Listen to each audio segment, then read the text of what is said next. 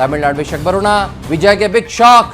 ಕೇವಲ ಒಂದು ಕ್ಷೇತ್ರದಲ್ಲಿ ಮಾತ್ರ ಟಿವಿಕೆ ಮುನ್ನಡೆ. ಜಸ್ಟ್ 1. ಡಿಎಂಕೆ 11. ಅಣ್ಣಾ ಡಿಎಂಕೆ 2 ಕ್ಷೇತ್ರದಲ್ಲಿ ಮುನ್ನಡೆ.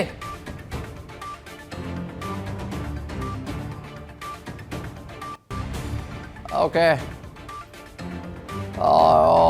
ಟಿವಿಕೆ ಪ್ರಚಾರ ಮಾಡಿದ ಸಂದರ್ಭದಲ್ಲಿ ಕರೂರ್ ಫ್ಯಾಕ್ಟರ್ ಆಗಿರ್ಬೋದು, ಅಥವಾ ಆ ಕರೂರ್ ಫ್ಯಾಕ್ಟರ್ನಲ್ಲಿ ಜನ ಕಾಲು ತುಳಿತಕ್ಕೆ ಒಳಗಾದಾಗ ಇದೇ ಸೋಕಾಲ್ಡ್ ದಳಪತಿ ವಿಜಯ್ ಎದ್ನೋ ಬಿದ್ನೋ ಅಂತ ಓಡಿದ್ದಾಗಿರ್ಬೋದು.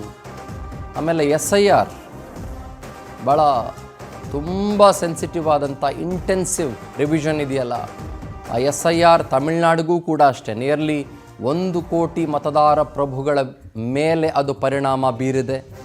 ಯಾರ್ಯಾರು ಡಿಲೀಟ್ ಆಗಿದ್ದಾರೆ, ಯಾರ್ಯಾರು ಸತ್ತೋಗಿದ್ರು, ಯಾರ್ಯಾರು ಡಬಲ್ ವೋಟಿಂಗ್ಗಳನ್ನು ಇಟ್ಕೊಂಡಿದ್ರು, ಅದೆಲ್ಲ ಸಿವಿಯರ್ ಆಗಿ ಭಾಳ ಇಂಟೆನ್ಸಿವ್ ಆಗಿ ರಿವಿಷನ್ ಆಗಿದೆ. ಅದು ಕೂಡ DMKಗೆ ವರದಾನವಾಗಬಹುದು ಅನ್ನೋ ಥರದಲ್ಲಿ ಮಾತಾಡಲಾಗ್ತಾ ಇತ್ತು. ಈಗ ಸದ್ಯದ ಮಟ್ಟಿಗೆ ಗಮನಿಸಿದ್ರೆ it is going to be DMK once again ಅಂತ ಅನ್ನಿಸ್ತಾ ಇದೆ.